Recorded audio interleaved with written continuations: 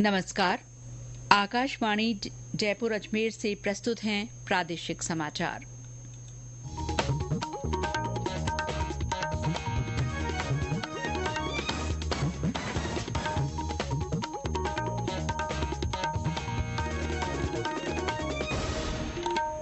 मुख्य समाचार।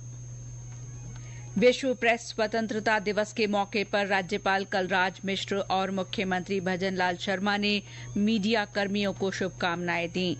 भारतीय खाद्य निगम मंडल कार्यालय कोटा में समर्थन मूल्य पर खरीद के लिए अब तक 31,000 से ज्यादा किसानों ने पंजीकरण करवाया। उत्तर पश्चिम रेलवे के महाप्रबंधक अमिताभ ने रेलवे कार्यों को लक्ष्य के अनुसार पूरा करने पर बल दिया। और प्रदेश में कई स्थानों पर आज तापमान में बढ़ोतरी। आगामी 24 घंटों में जोधपुर बीकानेर संभाग में कहीं कहीं हल्की बारिश या बूंदाबांदी की संभावना।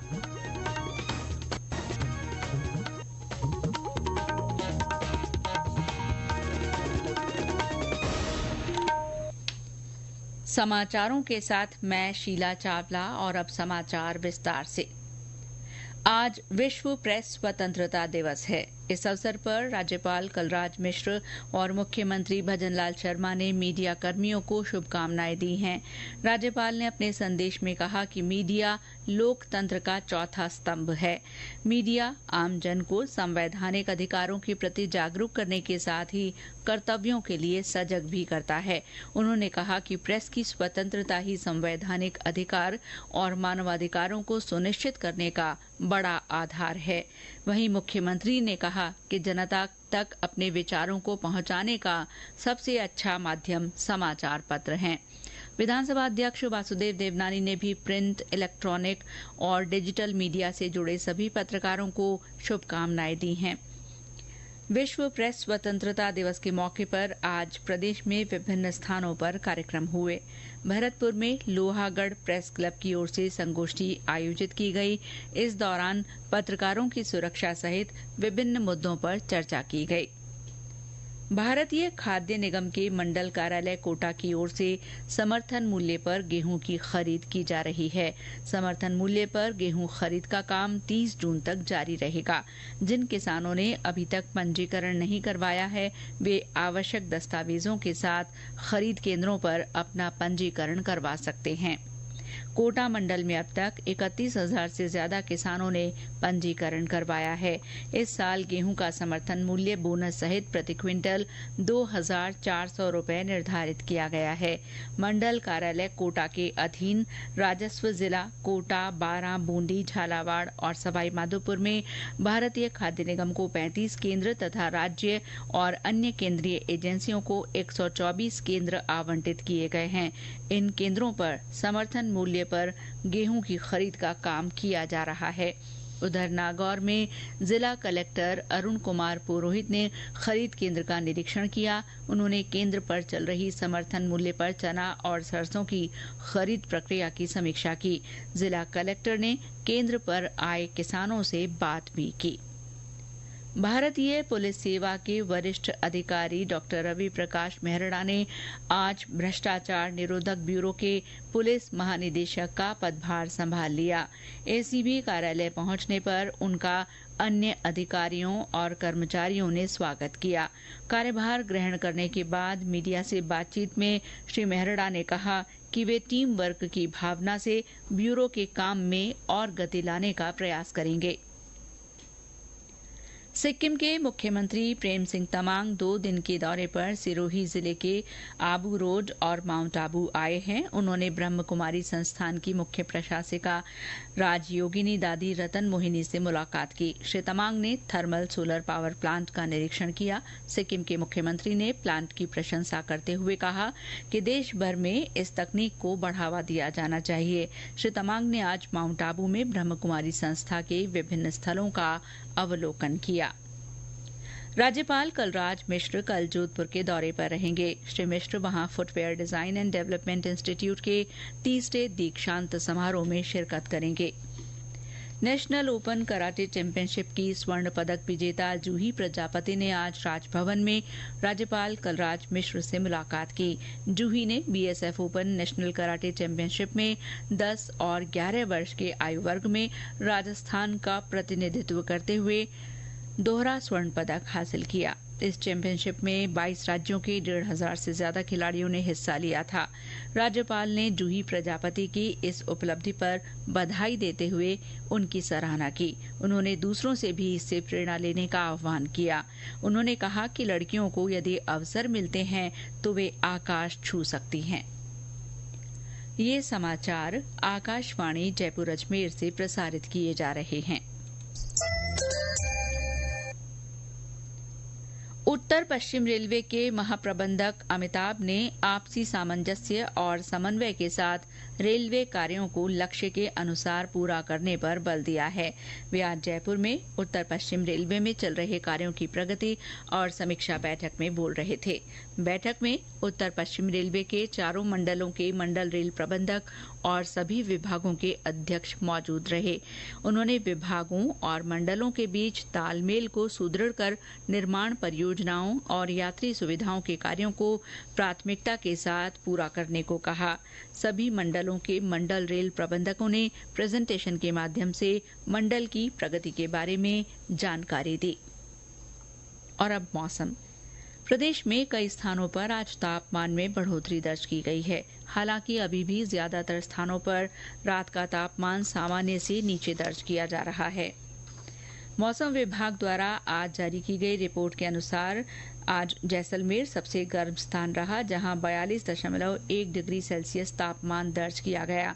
इसके अलावा जालौर में अधिकतम तापमान 41.4, बाड़मेर में 41.2 और कोटा में 41 डिग्री सेल्सियस रिकॉर्ड किया गया। जोधपुर, बीकानेर, डूंगरपुर, सिरोही और करौली में पारा 40 डिग्री से ऊपर मापा गया। मौसम केंद्र जयपुर के अनुसार एक कमजोर पश्चिमी विक्षोभ के प्रभाव से अगले 24 घंटों के दौरान कुछ भागों में आंशिक बादल छाए रहेंगे। साथ ही बीकानेर, जोधपुर संभाग में कहीं कहीं मेघ गर्जन के साथ हल्की आंधी, बारिश या बूंदाबांदी की संभावना है। केंद्र के निदेशक राधेश्याम शर्मा ने आकाशवाणी को बताया कि अधिकांश भागों में आगामी 3 दिनों में न्यूनतम और अधिकतम तापमान में 2 से 4 डिग्री सेल्सियस बढ़ोतरी की संभावना है। आगामी 24 घंटों में एक पश्चिमी विक्षोभ के प्रभाव से पश्चिमी राजस्थान के कुछ इलाकों में बादल छाए रहेंगे और कहीं कहीं हल्के से मध्यम दर्जे की आंधी बारिश भी होने की संभावना है। तापमान की बात करें तो अगले 3 दिनों के दौरान अधिकतम और न्यूनतम तापमान में 2 से 4 डिग्री सेल्सियस की बढ़ोतरी होगी। 6-7 मई को पश्चिमी राजस्थान के जोधपुर, बीकानेर संभाग के कुछ इलाकों में अधिकतम तापमान 42 से 44 डिग्री सेल्सियस के आसपास दर्ज होने शुरू होंगे। 7 मई से 10 मई के दौरान पश्चिमी राजस्थान के सरहदी इलाकों व आसपास के क्षेत्रों में कहीं कहीं हीट वेव चलने की संभावना बनी हुई है। प्रदेश में गर्मी के दौरान पशु पक्षियों के लिए पानी की व्यवस्था करने के वास्ते स्वयंसेवी संस्थाएं और अन्य लोग आगे आ रहे हैं। केंद्रीय संचार ब्यूरो क्षेत्रीय कार्यालय उदयपुर की ओर से आज आकाशवाणी उदयपुर की आवासीय कॉलोनी में पक्षियों के लिए परिंदे बांधे गए। पाली जिले के नारलाई गांव में जय काल माता पहाड़ी के पास वन्य जीवों के लिए कुंडी बनाकर उसमें पानी भरा गया है। वहीं जवाई बांध की पहाड़ियों में प्राकृतिक गड्ढे को पानी से भरा जा रहा है। इन दोनों क्षेत्रों में पैंथर, भालू, लोमड़ी, सियार, चिंकारा, खरगोश, नीलगाय सहित कई अन्य वन्य जीव रहते हैं। भाजपा युवा मोर्चा की ओर से एक परिंदा मेरा भी अभियान आज जयपुर के सीस्किम स्थित अशोक विहार बाल उद्यान से शुरू हुआ। 17 मई तक चलने वाले अभियान के तहत पक्षियों के लिए 1 लाख परिंदे और पशुओं के लिए पानी की टंकी लगाई जाएगी। युवा मोर्चा प्रत्येक मंडल स्तर पर पक्षियों के लिए कम से कम 100 परिंदे और पशुओं के लिए 1 सीमेंट की टंकी लगाने के साथ उसमें पानी भरने की व्यवस्था करेगा। चिकित्सा और स्वास्थ्य विभाग के उप निदेशक डॉक्टर सुनील कुमार सिंह बिष्ट आज बाड़मेर जिले के दौरे पर रहे। इस दौरान उन्होंने जिला स्वास्थ्य भवन में जिला स्तरीय अधिकारियों के साथ उच्च स्तरीय बैठक की। डॉक्टर बिष्ट ने बैठक में कहा कि पिछले कुछ दिनों में मौसमी बीमारियों के मामले बढ़े हैं। ऐसे में जिले भर में जांच, उपचार और रोकथाम सहित अन्य सभी इंतजाम पूरे किए जाएं। उन्होंने जिला स्तर पर मौसमी बीमारियों की स्थिति की जानकारी ली और रोकथाम तथा नियंत्रण के संबंध में आवश्यक निर्देश दिए। डॉक्टर बिष्ट ने गर्मी के मौसम में जिले के सभी स्वास्थ्य केंद्रों पर विशेष सावधानी बरतने के निर्देश दिए। आखा तीज और पीपल पूर्णिमा के अवसर पर होने वाले बाल विवाहों को रोकने के लिए सरहदी जिले बाड़मेर में इन दिनों सामाजिक कुरीतियां निवारण अभियान चलाया जा रहा है। इसी कड़ी में आज फागलिया इलाके में राजकीय उच्च माध्यमिक विद्यालय गिड़ा में बाल विवाह की रोकथाम के लिए जागरूकता कार्यक्रम आयोजित किया गया। इस दौरान बाल विवाह के दुष्परिणामों पर प्रकाश डालते हुए बाल विवाह को रोकने की शपथ भी दिलाई गई। नीमका थाना जिले में पाटन इलाके के वन क्षेत्र में 23 मई को वन्य जीव गणना की जाएगी। इसके लिए वन विभाग ने 10 वाटर पॉइंट बनाए हैं। क्षेत्रीय वन अधिकारी नरेंद्र सिंह ने वन्य जीव गणना के लिए बनाए गए इन वाटर पॉइंट्स का निरीक्षण किया। उन्होंने बताया कि वन विभाग के कर्मचारियों द्वारा मचान बनाकर और ट्रैप कैमरे लगाकर वन्य जीवों की गिनती की जाएगी। बीकानेर अपना 537वां स्थापना दिवस मना रहा है। मुख्य कार्यक्रम 9 मई को स्थापना दिवस के मौके पर आयोजित होगा। इसी कड़ी में जिला कलेक्टर नम्रता वृष्णि ने आज राजस्थानी साफा और पगड़ी कला प्रदर्शनी का शुभारंभ किया। स्थापना दिवस के उपलक्ष्य में बीकानेर की लोक संस्कृति के साथ चित्र प्रदर्शनी सहित 25 कलाओं की प्रदर्शनी लगाई जाएगी। और अंत में मुख्य समाचार एक बार फिर। विश्व प्रेस स्वतंत्रता दिवस के मौके पर राज्यपाल कलराज मिश्र और मुख्यमंत्री भजनलाल शर्मा ने मीडिया कर्मियों को शुभकामनाएं दी हैं। भारतीय खाद्य निगम मंडल कार्यालय कोटा में समर्थन मूल्य पर गेहूं की खरीद के लिए अब तक 31,000 से ज्यादा किसानों ने पंजीकरण कराया है।